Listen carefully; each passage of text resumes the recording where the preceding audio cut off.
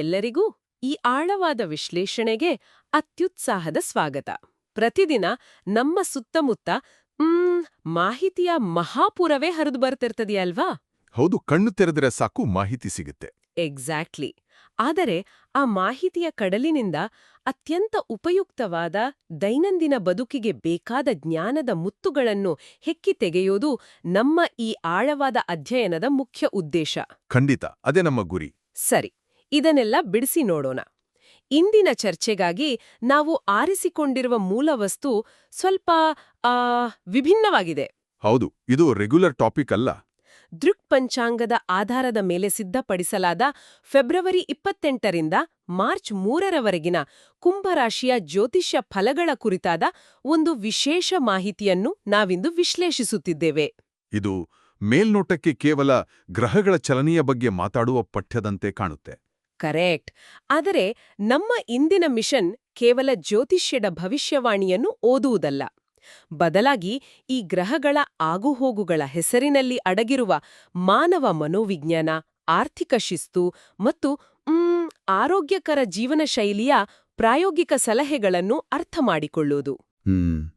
ಇಲ್ಲಿನ ಕುತೂಹಲಕಾರಿ ಸಂಗತಿಯೆಂದರೆ ಜ್ಯೋತಿಷ್ಯವು ಕೇವಲ ಭವಿಷ್ಯ ನುಡಿಯುವ ಒಂದು ಸಾಧನವಾಗಿ ಮಾತ್ರ ಕೆಲಸ ಮಾಡ್ತಿಲ್ಲ. ಅಂದ್ರೆ ಅದೊಂದು ಬೇರೆ ರೀತಿಯ ಚೌಕಟ್ಟು ಅಂತನಾ? ಹೌದು.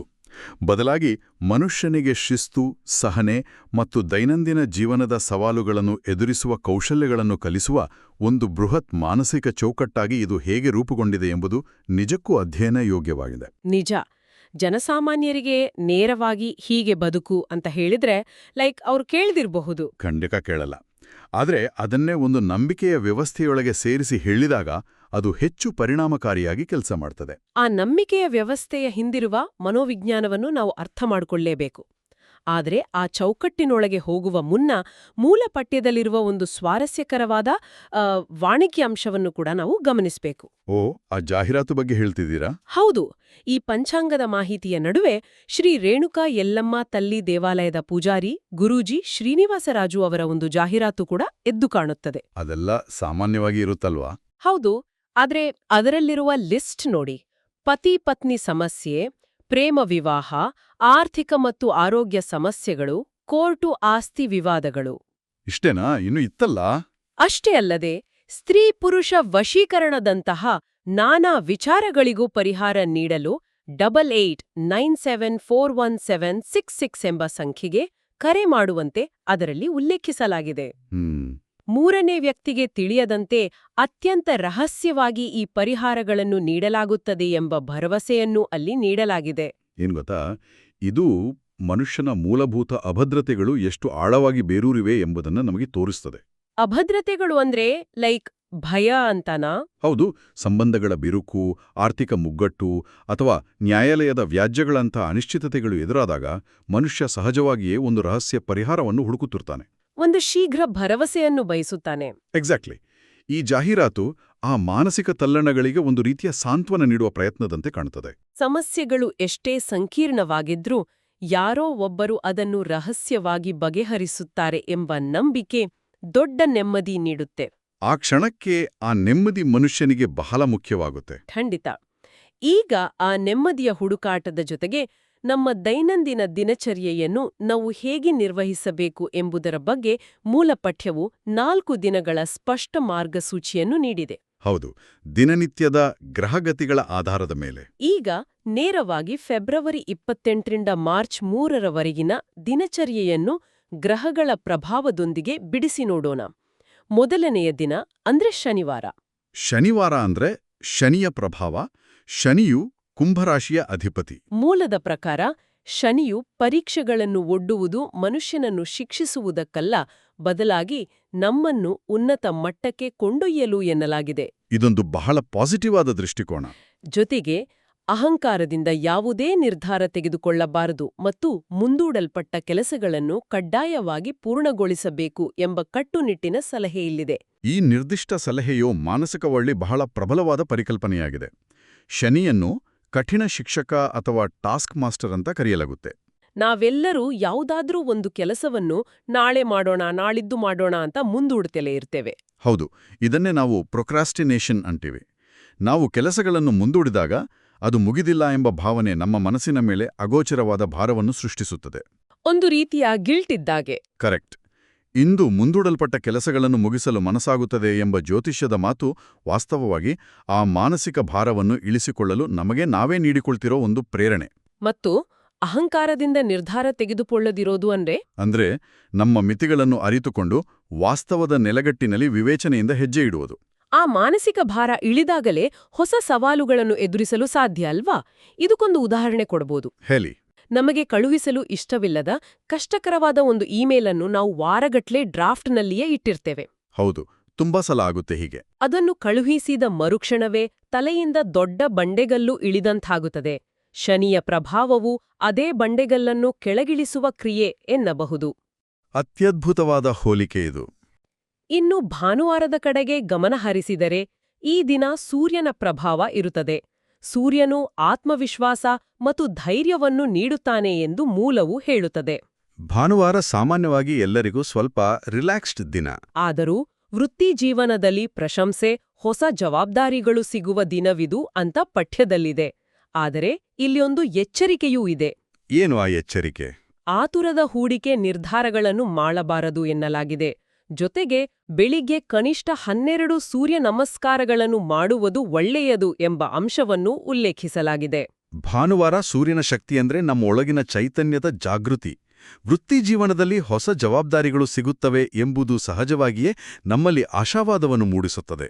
ಆದರೆ ಆ ಆತುರದ ಹೂಡಿಕೆ ಬೇಡ ಅನ್ನೋದು ಯಾಕೆ? ಇಲ್ಲಿ ಆತುರದ ಹೂಡಿಕೆ ಬೇಡ ಎಂಬ ಎಚ್ಚರಿಕೆ ಬಹಳ ಮುಖ್ಯ. ಮನುಷ್ಯನಿಗೆ ಅತಿಯಾದ ಆತ್ಮವಿಶ್ವಾಸ ಅಥವಾ ಓವರ್ ಕಾನ್ಫಿಡೆನ್ಸ್ ಬಂದಾಗ ತಾರ್ಕಿಕ ಆಲೋಚನೆ ಕಡಿಮೆಯಾಗಿ ರಿಸ್ಕ್ ತೆಗೆದುಕೊಳ್ಳುವ ಪ್ರವೃತ್ತಿ ಹೆಚ್ಚಾಗ್ತದೆ. ಅಂದ್ರೆ ಉತ್ಸಾಹದ ಭರದಲ್ಲಿ ನಿರ್ಧಾರ ಮಾಡ್ತಾರೆ. ಹೌದು, ಯಾವುದೋ ಶೇರ್ ಮಾರುಕಟ್ಟೆಯಲ್ಲೋ ಅಥವಾ ಹೊಸ ವ್ಯಾಪಾರದಲ್ಲೋ ಹಣ ಹಾಕಿ ಕೈ ಸುಟ್ಟುಕೊಳ್ಳುವ ಸಾಧ್ಯತೆ ಇರ್ತದೆ. ಅದನ್ನು ತಡೆಯಲು ಈ ಎಚ್ಚರಿಕೆ ಸಹಾಯ ಮಾಡುತ್ತದೆ. ಇನ್ನು ಆ 12 ಸೂರ್ಯ ನಮಸ್ಕಾರಗಳ ಬಗ್ಗೆ ನಿಮ್ಮ ಅಭಿಪ್ರಾಯ ಏನು? ಇದು ಸಂಪೂರ್ಣವಾಗಿ ವೈಜ್ಞಾನಿಕವಾದ ದೈಹಿಕ ವ್ಯಾಯಾಮ. ಇದು ದೇಹದಲ್ಲಿ ರಕ್ತ ಸಂಚಾರವನ್ನು ಹೆಚ್ಚಿಸಿ, ಬೆನ್ನೆಲುಬನ್ನು ಬಾಗಿಸಿ, ಇಡೀ ದಿನಕ್ಕೆ ಬೇಕಾದ ಎಂಡಾರ್ಫಿನ್ ಹಾರ್ಮೋನ್ಗಳನ್ನು ಬಿಡುಗಡೆ ಮಾಡುತ್ತದೆ.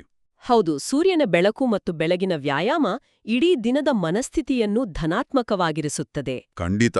ಆ ಉತ್ಸಾಹದ ನಂತರ 3ನೇ ದಿನವಾದ ಸೋಮವಾರ ಸ್ವಲ್ಪ ವಿಭಿನ್ನವಾಗಿದೆ. ಇದು ಚಂದ್ರನ ಪ್ರಭಾವದ ದಿನ. ಚಂದ್ರ ಅಂದ್ರೆ ಮನಸ್ಸು. ಕರೆಕ್ಟ್. ಚಂದ್ರನು ಭಾವನೆಗಳನ್ನು ತೀವ್ರಗೊಳಿಸುತ್ತಾನೆ ಎಂದು ಪಠ್ಯ ವಿವರಿಸುತ್ತದೆ. ಇದು ಒಂಟೆಯಾಗಿ ಸ್ವಲ್ಪ ಸಮಯ ಕಳೆಯುವ ಮತ್ತು ಆತ್ಮಾವಲೋಕನ ಮಾಡಿಕೊಳ್ಳುವ ಸಮಯ. ಇಲ್ಲಿ ಒಂದು ದೊಡ್ಡ ಎಚ್ಚರಿಕೆ ಇದೆ. ಭಾವೋದ್ರೇಕದಿಂದ ಆಸ್ತಿ ಅಥವಾ ಕುಟುಂಬದ ಬಗ್ಗೆ ಯಾವುದೇ ದೊಡ್ಡ ನಿರ್ಧಾರಗಳನ್ನು ತೆಗೆದುಕೊಳ್ಳಬಾರದು ಅಂತ. ಇದು ಬಹಳ ಸೂಕ್ಷ್ಮವಾದ ವಿಷಯ. ಮಾನಸಿಕ ಶಾಂತಿಗಾಗಿ 108 ಬಾರಿ ಓಂ ನಮಃ ಶಿವಾಯ ಜಪಿಸುವುದರ ಬಗ್ಗೆಯೂ ಇಲ್ಲಿ ಉಲ್ಲೇಖವಿದೆ. ಚಂದ್ರ ಮತ್ತು ಮನಸ್ಸಿನ ಸಂಬಂಧ ಬಹಳ ಹಿಂದಿನಿಂದಲೂ ಚರ್ಚೆಯಲ್ಲಿದೆ. ನಮ್ಮ ಭಾವನೆಗಳು ಉತ್ತುಂಗದಲ್ಲಿರುವಾಗ ನಮ್ಮ ತಾರ್ಕಿಕ ಬುದ್ಧಿ ಸಂಪೂರ್ಣವಾಗಿ ಮಂಕಾಗತ್ತೆ. ಅಂದ್ರೆ ಮೆದುಳು ಸರಿಯಾಗಿ ಯೋಚಿಸಲ್ಲ. ಹೌದು. ಕೋಪ, ದುಃಖ ಅಥವಾ ಅತಿಯಾದ ಸಂತೋಷದಲ್ಲಿರುವಾಗ ಮೆದುಳಿನ ನಿರ್ಧಾರ ತೆಗೆದುಕೊಳ್ಳುವ ಭಾಗ ಸರಿಯಾಗಿ ಕೆಲಸ ಮಾಡುವುದಿಲ್ಲ. ಹಾಗಾಗಿ ಆಸ್ತಿ ವಿಚಾರದಲ್ಲಿ ನಿರ್ಧಾರ ಬೇಡ ಅಂತಾರೆ. ಎಕ್ಸಾಕ್ಟ್ಲಿ. ಆಸ್ತಿ ಅಥವಾ ಕುಟುಂಬದಂತಹ ಪ್ರಮುಖ ವಿಚಾರಗಳಲ್ಲಿ ಕೇವಲ ಭಾವನೆಗಳ ಆಧಾರದ ಮೇಲೆ ನಿರ್ಧಾರ ತೆಗೆದುಕೊಂಡ್ರೆ ಭವಿಷ್ಯದಲ್ಲಿ ಪಶ್ಚಾತ್ತಾಪ ಪಡಬೇಕಾಗಬಹುದು. ಒಂಟೆಯಾಗಿ ಸಮಯ ಕಳೆಯುವುದು ಅಂದ್ರೆ? ಒಂಟೆಯಾಗಿ ಸಮಯ ಕಳೆಯುವುದು ಅಂದ್ರೆ ನಮ್ಮ ಆಲೋಚನೆಗಳನ್ನು ನಾವೇ ವಿಮರ್ಶಿಸಿಕೊಳ್ಳುವುದು. ಮಂತ್ರ ಜಪಿಸುವಿಕೆ ಬಗ್ಗೆ ಏನ್ ಹೇಳ್ತಿಲ್ಲ? ಮಂತ್ರ ಜಪಿಸುವಿಕೆ ಎಂಬುದು ಒಂದು ರೀತಿಯ ಮೈಂಡ್ಫುಲ್ನೆಸ್ ಧ್ಯಾನ. ಒಂದೇ ಶಬ್ದವನ್ನು 108 ಬಾರಿ ಪುನರಾವರ್ತಿಸುವುದರಿಂದ ಮನಸ್ಸು ವರ್ತಮಾನಕ್ಕೆ ಬರುತ್ತದೆ ಮತ್ತು ಅಲೆದಾಡುವ ಆಲೋಚನೆಗಳು ತಾನಾಗಿಯೇ ನಿಯಂತ್ರಣಕ್ಕೆ ಬರುತ್ತವೆ. ಇದಕ್ಕೊಂದು ಅದ್ಭುತವಾದ ಹೋಲಿಕೆ ಕೊಡಬಹುದು. ನಮ್ಗೆ ವಿಪರೀತ ಹಸಿವಾದಾಗ ನಾವು ಸೂಪರ್ ಮಾರ್ಕೆಟ್ಗೆ ಹೋದ್ರೆ ಏನಾಗುತ್ತೆ? ಕಂಡದ್ದೆಲ್ಲ ತಗೊಳ್ತೀವಿ. ಹೌದು, ಕಣ್ಣಿಗೆ ಕಂಡ ಜಂಕ್ ಫುಡ್ ಎಲ್ಲವನ್ನೂ ಬುಟ್ಟಿಗೆ ಹಾಕಿಕೊಳ್ಳುತ್ತೇವೆ. ಏಕೆಂದ್ರೆ ಆ ಕ್ಷಣದಲ್ಲಿ ಹಸಿವು ನಮ್ಮ ನಿಯಂತ್ರಣ ತೆಗೆದುಕೊಂಡಿರುತ್ತದೆ. ಬಹಳ ಸರಿಯಾದ ಉದಾಹರಣೆ. ಅದೇ ರೀತಿ ಭಾವನೆಗಳು ತೀವ್ರವಾಗಿರುವಾಗ ಆಸ್ತಿ ಅಥವಾ ಸಂಬಂಧಗಳ ಬಗ್ಗೆ ನಿರ್ಧಾರ ಮಾಡುವುದು ಹಸಿವಿದ್ದಾಗ ಶಾಪಿಂಗ್ ಮಾಡಿದಷ್ಟೇ ಅಪಾಯಕಾರಿ. ಖಂಡಿತವಾಗಿಯೂ. ಇದನ್ನು ಅರ್ಥ ಮಾಡಿಕೊಂಡ ನಂತರ 4ನೇ ದಿನ ಮಂಗಳವಾರದ ಕಡೆಗೆ ನಮ್ಮ ಗಮನ ಹರಿಸೋಣ. ಈ ದಿನ ಕುಜನ ಪ್ರಭಾವ. ಕುಜ ಅಂದ್ರೇನೆ ಆಕ್ಷನ್. ಹೌದು, ಕುಜನು ಶಕ್ತಿ, ಧೈರ್ಯ ಮತ್ತು ಆಕ್ಷನ್ ಸಂಕೇತ. ಕಳೆದ 3 ದಿನಗಳ ಆಲೋಚನೆಗಳನ್ನು ಕಾರ್ಯಗತಗೊಳಿಸುವ ಸಮಯ ಇದು. ಪ್ಲಾನಿಂಗ್ ಮುಗಿದು ಎಕ್ಸಿಕ್ಯೂಷನ್ ಶುರುವಾಗುತ್ತೆ. ಆದರೆ ಒಪ್ಪಂದಗಳಿಗೆ ಸಹಿ ಹಾಕುವ ಮುನ್ನ 4 ಬಾರಿ ಯೋಚಿಸಬೇಕೆಂದು, ಏಕೆಂದರೆ ಈ ದಿನ ಧೈರ್ಯ ಹೆಚ್ಚಿರುತ್ತದೆ, ಆದರೆ ತಾಳ್ಮೆ ಕಡಿಮೆ ಇರುತ್ತದೆ ಎಂದು ಮೂಲ ಸ್ಪಷ್ಟವಾಗಿ ಹೇಳುತ್ತದೆ. ಇದು ತುಂಬಾ ಪ್ರಾಕ್ಟಿಕಲ್ ಅಡ್ವೈಸ್. ಕೋಪ ಬಂದಾಗ ಕೇವಲ 5 ನಿಮಿಷ ಉಸಿರಾಟದ ವ್ಯಾಯಾಮ ಮಾಡಬೇಕು ಎಂಬ ಸಲಹೆಯೂ ಇಲ್ಲಿದೆ. ಮಂಗಳವಾರದ ಈ ವಿಶ್ಲೇಷಣೆ ಸಂಪೂರ್ಣವಾಗಿ ಕಾರ್ಯೋನ್ಮುಖವಾಗಿದೆ. ಯೋಚನೆಗಳನ್ನು ಕೃತಿಗಿಳಿಸಲು ಧೈರ್ಯ ಬೇಕು. ಆದರೆ ತಾಳ್ಮೆ ಕಳ್ಕೊಳ್ತೀವಿ. ಹೌದು, ಧೈರ್ಯ ಹೆಚ್ಚು ತಾಳ್ಮೆ ಕಡಿಮೆ ಎಂಬ ಸಾಲು ಮನುಷ್ಯನ ಸಹಜ ವರ್ತನೆಯನ್ನು ಕನ್ನಡಿಯಂತೆ ತೋರಿಸುತ್ತದೆ. ಆತುರದಲ್ಲಿ ಒಪ್ಪಂದಗಳಿಗೆ ಸಹಿ ಹಾಕುವುದು ಅಥವಾ ಕರಾರು ಪತ್ರದ ಸಣ್ಣ ಅಕ್ಷರಗಳನ್ನು ಓದದೆ ಒಪ್ಪಿಕೊಳ್ಳುವುದು ವ್ಯವಹಾರದಲ್ಲಿ ಅತಿ ದೊಡ್ಡ ತಪ್ಪು. ಇನ್ನು ಆ ಕೋಪ ಬಂದಾಗ ಉಸಿರಾಟದ ವ್ಯಾಯಾಮ ಮಾಡೋದು, ಅಂದ್ರೆ ಡೀಪ್ ಬ್ರೀದಿಂಗ್ ಮಾಡುವುದು, ನಮ್ಮ ನರಮಂಡಲವನ್ನು ಶಾಂತಗೊಳಿಸುವ ಅತ್ಯಂತ ವೇಗದ ತಂತ್ರ. ಇದು ಹೇಗೆ ಕೆಲಸ ಮಾಡುತ್ತೆ? ಕೋಪವು ನಮ್ಮ ದೇಹದಲ್ಲಿ ಫೈಟ್ ಆರ್ ಫ್ಲೈಟ್ ಪ್ರತಿಕ್ರಿಯೆಯನ್ನು ಪ್ರಚೋದಿಸುತ್ತದೆ. ಆಳವಾದ ಉಸಿರಾಟವು ಮೆದುಳಿಗೆ ಎಲ್ಲವೂ ಸುರಕ್ಷಿತವಾಗಿದೆ ಎಂಬ ಸಂದೇಶವನ್ನು ಕಳುಹಿಸಿ ಆ ಪ್ರತಿಕ್ರಿಯೆಯನ್ನು ತಗ್ಗಿಸುತ್ತದೆ. ಇಂದಿನ ಡಿಜಿಟಲ್ ಯುಗದಲ್ಲಿ ಈ ಉಸಿರಾಟದ ವ್ಯಾಯಾಮ ಬಹಳ ಪ್ರಸ್ತುತ. ವಾಟ್ಸ್ಆಪ್ನಲ್ಲಿ ಯಾರದೋ ಒಂದು ಮೆಸೇಜ್ ನೋಡಿ ವಿಪರೀತ ಕೋಪ ಬಂದು ತಕ್ಷಣವೇ ಕಠೋರವಾದ ರಿಪ್ಲೈ ಟೈಪ್ ಮಾಡಿ ಕಳುಹಿಸುವ ಅಭ್ಯಾಸ ನಮ್ಮೆಲ್ಲರಿಗೂ ಇರ್ತದೆ. ಹೌದು, ಆಮೇಲೆ ಅಯ್ಯೋ ಯಾಕೆ ಕಳಿಸ್ದೆ ಅಂತ ಅನ್ಸುತ್ತೆ. ಆ ಸಂದೇಶವನ್ನು ಕಳುಹಿಸುವ ಮುನ್ನ 5 ನಿಮಿಷ ಉಸಿರಾಟದ ವ್ಯಾಯಾಮ ಮಾಡುವುದು ಎಂದರೆ ಆ ರಿಪ್ಲೈ ಬಟನ್ ಒತ್ತುವುದನ್ನು ತಡೆಹಿಡಿದಂತೆ. ಕರೆಕ್ಟ್, ಅದು ದೊಡ್ಡ ಡ್ಯಾಮೇಜ್ ಕಂಟ್ರೋಲ್. ಇಲ್ಲಿ ವಿಷಯ ನಿಜಕ್ಕೂ ರೋಚಕವಾಗುತ್ತದೆ. ಆರ್ಥಿಕ ಮತ್ತು ವೃತ್ತಿಜೀವನದ ರಹಸ್ಯಗಳ ಬಗ್ಗೆ ಮೂಲದಲ್ಲಿ ನೀಡಿರುವ ಮಾಹಿತಿಯನ್ನು ನೋಡಿದರೆ ಆಶ್ಚರ್ಯವಾಗುತ್ತದೆ. ಫಿನಾನ್ಷಿಯಲ್ ಪ್ಲಾನಿಂಗ್ ಬಗ್ಗೆ ಜ್ಯೋತಿಷ್ಯದಲ್ಲೇನಿದೆ? ಅನಗತ್ಯ ಖರ್ಚುಗಳನ್ನು ಬರೋಬ್ಬರಿ 30% ಕಡಿತಗೊಳಿಸುವ ನಿರ್ದಿಷ್ಟ ಗುರಿಯನ್ನು ಇಲ್ಲಿ ನೀಡಲಾಗಿದೆ. ವಾವ್, 30%! ಜೊತೆಗೆ ದೊಡ್ಡ ಮೊತ್ತದ ಬದಲಾಗಿ ಸಣ್ಣ ಮೊತ್ತದ ಹೂಡಿಕೆ ಮಾಡಬೇಕು ಎನ್ನಲಾಗಿದೆ. ಇದು ಸೇಫ್ ಗೇಮ್. ವೃತ್ತಿಜೀವನದ ಬಗ್ಗೆ ಹೇಳುವುದಾದರೆ, ಹೊಸ ಕೆಲಸದ ಅವಕಾಶ ಸಂಪೂರ್ಣವಾಗಿ ಖಚಿತವಾಗುವವರೆಗೆ ಪ್ರಸ್ತುತ ಉದ್ಯೋಗಕ್ಕೆ ರಾಜೀನಾಮೆ ನೀಡಬಾರದು ಎಂಬ ಅತ್ಯಂತ ಪ್ರಾಯೋಗಿಕ ಎಚ್ಚರಿಕೆಯನ್ನು ನೀಡಲಾಗಿದೆ. ಇದಂತೂ ಪ್ರತಿಯೊಬ್ಬರಿಗೂ ಬೇಕಾದ ಸಲಹೆ.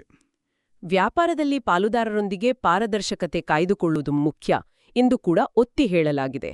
ಈ ಆರ್ಥಿಕ ಸಲಹೆಗಳು ಎಷ್ಟೊಂದು ನಿಖರವಾಗಿವೆ ಎಂಬುದನ್ನು ಗಮನಿಸಿ. 30% ಖರ್ಚು ಕಡಿತ ಎಂಬುದು ಕೇವಲ ಒಂದು ಅಂದಾಜಲ್ಲ, ಅದೊಂದು ಸ್ಪಷ್ಟವಾದ ಆರ್ಥಿಕ ಗುರಿ. ನಾವು ದಿನನಿತ್ಯ ಸುಮ್ಮನೆ ಖರ್ಚು ಮಾಡ್ತಿರ್ತೀವಿ. ಹೌದು, ನಾವಿಂದು ಆನ್ಲೈನ್ ಶಾಪಿಂಗ್, ಫುಡ್ ಡೆಲಿವರಿ ಆ್ಯಪ್ಗಳು ಮತ್ತು ನಾನಾ ರೀತಿಯ OTT ಸಬ್ಸ್ಕ್ರಿಪ್ಷನ್ಗಳ ಮೂಲಕ ನಮ್ಮ ಗರಿವಿಲ್ಲದಂತೆಯೇ ಬಹಳಷ್ಟು ಹಣವನ್ನು ಪೋಲು ಮಾಡುತ್ತಿರ್ತೇವೆ. ಕರೆಕ್ಟ್, ಆ ಸಣ್ಣ ಸಣ್ಣ ಅಮೌಂಟ್ ಸೇರಿ ದೊಡ್ಡದಾಗುತ್ತೆ. ಈ 30% ನಿಯಮವನ್ನು ಜಾರಿಗೊಳಿಸಿದರೆ ನಮ್ಮ ಬಜೆಟ್ ನಿರ್ವಹಣೆ ಎಷ್ಟು ಸುಲಭವಾಗುತ್ತದೆ ಎಂಬುದನ್ನು ಊಹಿಸಿ. ಇನ್ನೂ ಸಣ್ಣ ಮೊತ್ತದ ಹೂಡಿಕೆ ಎಂದರೆ ರಿಸ್ಕ್ ಅನ್ನು ಕಡಿಮೆ ಮಾಡುವುದು, ಮಾರುಕಟ್ಟೆಯ ಏರಿಳಿತಗಳಿಂದ ನಮ್ಮ ಹಣವನ್ನು ರಕ್ಷಿಸಿಕೊಳ್ಳುವುದು. ಕೆಲಸ ಬಿಡುವ ಮುನ್ನ ಹುಷಾರಾಗಿರ್ಬೇಕು ಅನ್ನೋದು ಕೂಡ ಅಷ್ಟೇ ಇಂಪಾರ್ಟೆಂಟ್ ಅಲ್ವಾ? ಖಂಡಿತ. ಹೊಸ ಕೆಲಸ ಸಿಗುವ ಮುನ್ನ ಹಳೆಯ ಕೆಲಸ ಬಿಡಬಾರದು ಎಂಬುದು ಯಾವುದೇ ಕರಿಯರ್ ಕೌನ್ಸಿಲರ್ ನೀಡುವ ಮೊದಲ ಸಲಹೆಯಾಗಿದೆ. ಆಫೀಸ್ನಲ್ಲಿ ಕೋಪ ಬಂತು ಅಂತ ರಿಸೈನ್ ಮಾಡಬಾರ್ದು. ಎಷ್ಟೇ ಒತ್ತಡವಿದ್ರೂ ಭವಿಷ್ಯದ ಆರ್ಥಿಕ ಭದ್ರತೆಯ ದೃಷ್ಟಿಯಿಂದ ಈ ನಿಯಮ ಪಾಲಿಸಲೇಬೇಕು. ಶನಿಯ ಪ್ರಭಾವದಿಂದ ಸಂಪತ್ತು ನಿಧಾನವಾಗಿ ಆದರೆ ಸ್ಥಿರವಾಗಿ ಬರ್ತದೆ ಎಂಬ ಮಾತಿದೆ. ಅಂದ್ರೆ ಶಾರ್ಟ್ಕಟ್ ಇಲ್ಲ. ಹೌದು, ಇದರರ್ಥ ರಾತ್ರೋರಾತ್ರಿ ಶ್ರೀಮಂತರಾಗುವ ಯಾವುದೇ ಶಾರ್ಟ್ಕಟ್ಗಳಿಲ್ಲ. ನಿರಂತರ ಶಿಸ್ತಿನಿಂದ ಮಾತ್ರ ಆರ್ಥಿಕ ಭದ್ರತೆ ಸಾಧ್ಯ ಎಂಬ ವಾಸ್ತವ. ವ್ಯಾಪಾರದಲ್ಲಿ ಪಾರದರ್ಶಕತೆ ಎಂಬುದು ದೀರ್ಘಕಾಲಿಕ ಯಶಸ್ಸಿಗೆ ಅಡಿಪಾಯವಿದ್ದಂತೆ. ಇದು ಕೇವಲ ಗ್ರಹಗಳ ಚಲನೆಯಲ್ಲ, ಇದು ದೈನಂದಿನ ಬದುಕಿನ ಪ್ರಾಕ್ಟಿಕಲ್ ಪಾಠಗಳು. ಕಚೇರಿಯಲ್ಲಿ ಬಾಸ್ ಮೇಲೆ ಕೋಪ ಬಂದು ಆ ಕ್ಷಣದಲ್ಲೇ ರಾಜೀನಾಮೆ ಎಸೆದು ಬರುವ ಆತುರವನ್ನ ತಡೆಯಲು ಈ ಒಂದು ಸಲಹೆ ಸಾಕು. ಹೌದು. ಈಗ ಆರೋಗ್ಯ, ಸಂಬಂಧಗಳು ಮತ್ತು ಜೀವನ ಶೈಲಿಯ ನಿಯಮಗಳ ಬಗ್ಗೆ ನೋಡೋಣ. ಸಂಬಂಧಗಳ ವಿಚಾರದಲ್ಲಿ ಕುಂಭರಾಶಿಯವರು ಸಹಜವಾಗಿ ತಮ್ಮ ಪ್ರೀತಿಯನ್ನು ವ್ಯಕ್ತಪಡಿಸುವುದಿಲ್ಲ ಅಂತ ಪಠ್ಯದಲ್ಲಿದೆ.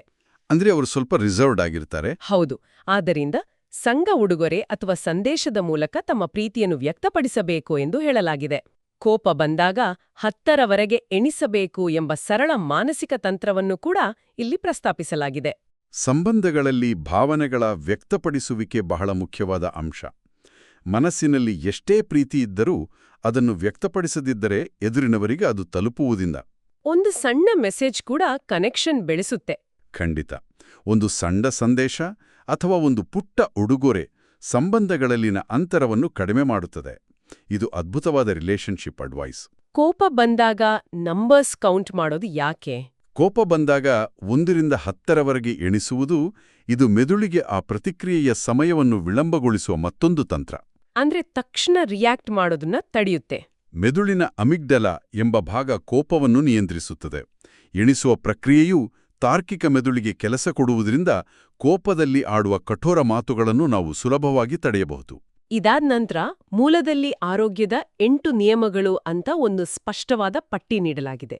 ಆ ಪಟ್ಟಿಯನ್ನು ಗಮನಿಸಿದ್ರೆ ನಿಜಕ್ಕೂ ಆಶ್ಚರ್ಯವಾಗುತ್ತೆ. ಏನೇನಿದೆ ಆ ಪಟ್ಟಿಯಲ್ಲಿ? 1ನೇದು, ಬೆಳಗ್ಗೆ 5ರಿಂದ 6 ಗಂಟೆಗೆ ಏಳುವುದು. 2ನೇದು, ಕನಿಷ್ಠ 20 ನಿಮಿಷ ವಾಕಿಂಗ್ ಮಾಡುವುದು. 3ನೇದು, ದಿನಕ್ಕೆ 3 ಲೀಟರ್ ನೀರು ಕುಡಿಯುವುದು. ಇದಂತೂ ಬೇಸಿಕ್ ಹೆಲ್ತ್ ರೂಲ್ಸ್. ಹೌದು, ಮುನ್ನೆ ಕೇಳಿ. 4ನೇದು, ಮಸಾಲೆಯುಕ್ತ ಆಹಾರ ಕಡಿಮೆ ಮಾಡೋದು. 5ನೇದು, ರಾತ್ರಿ 10 ಗಂಟೆಯೊಳಗೆ ಮಲಗುವುದು. 6ನೇದು, ಮೊಬೈಲ್ ಬಳಕೆ ಕಡಿಮೆ ಮಾಡೋದು. ಮೊಬೈಲ್ ಬಳಕೆ ಕಡಿಮೆ ಮಾಡೋದು ಕೂಡ ಜ್ಯೋತಿಷ್ಯದಲ್ಲಿ ಹೇಳಿದಾರಾ? ಹೌದು. 7ನೇದು, ಪ್ರತಿದಿನ ಧ್ಯಾನ ಅಥವಾ ಜಪ ಮಾಡೋದು. 8ನೇದು, ವಾರಕ್ಕೊಮ್ಮೆ ಉಪವಾಸ ಮಾಡೋದು. ಇದನ್ನೆಲ್ಲ ನೋಡಿದ್ರೆ ಇದು ಜ್ಯೋತಿಷ್ಯದ ಪಠ್ಯವೋ ಅಥವಾ ಇತ್ತೀಚಿನ ದಿನಗಳಲ್ಲಿ ಬಹಳ ಜನಪ್ರಿಯವಾಗಿರುವ ಹೆಲ್ತ್ ಪಾಡ್ಕಾಸ್ಟ್ಗಳ ಫಿಟ್ನೆಸ್ ಎಕ್ಸ್ಪರ್ಟ್ಗಳು ನೀಡುವ ಲೈಫ್ಸ್ಟೈಲ್ ಪ್ರಿಸ್ಕ್ರಿಪ್ಷನ್ ಎಂದೇ ಅನ್ನಿಸ್ತದೆ. ಖಂಡಿತವಾಗಿಯೂ ಇದು ಆಧುನಿಕ ಜೀವನಶೈಲಿಯ ಕಾಯಿಲೆಗಳಿಗೆ ನಮ್ಮ ಪ್ರಾಚೀನ ವ್ಯವಸ್ಥೆಯೊಂದು ನೀಡುತ್ತಿರುವ ಅತ್ಯುತ್ತಮ ಮದ್ದು ಎನ್ನಬಹುದು.